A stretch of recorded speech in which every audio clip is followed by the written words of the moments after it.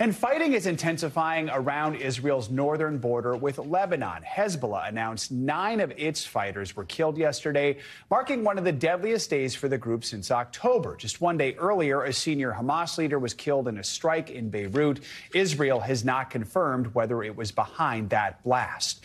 As fighting escalates between Israel and Iran-backed militant groups, U.S. Secretary of State Antony Blinken is heading to the Middle East to lead a new round of crisis diplomacy. It is his 4th trip since the war began. NBC News foreign correspondent Raf Sanchez is in Tel Aviv with the latest. Raf, good morning. So the fighting between Israel and Iran-backed Hezbollah is escalating. The IDF says it hit Hezbollah fighters yesterday in Lebanon, killing 9 there. What more should we know about that?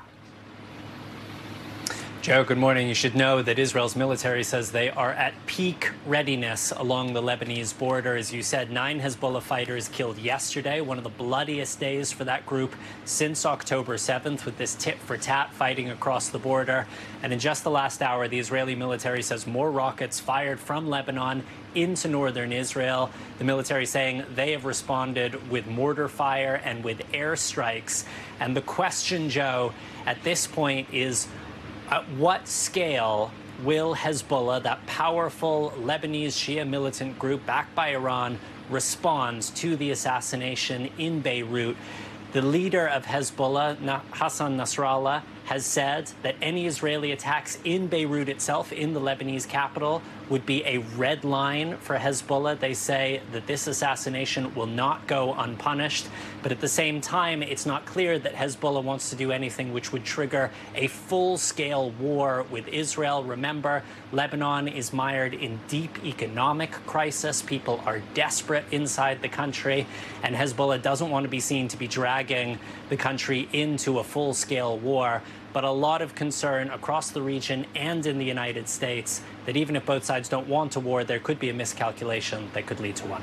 Guys. Raf, let's talk about the connection here with the U.S. According to 2 U.S. officials, we're learning that Israel did not tell the U.S. in advance about this strike in Lebanon. We're told Israel told Washington about the strike as it was happening. We should note, though, Israel hasn't officially taken responsibility. Is there any indication whether this is creating any further tension between Israel and the U.S., this particular event?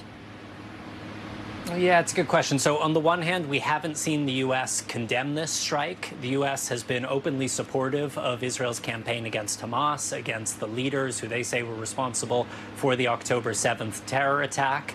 On the other hand, the U.S. does not want to see the war in Gaza expanding across the region, doesn't want to see it expanding into Lebanon. And this is exactly the kind of strike that could lead to escalation.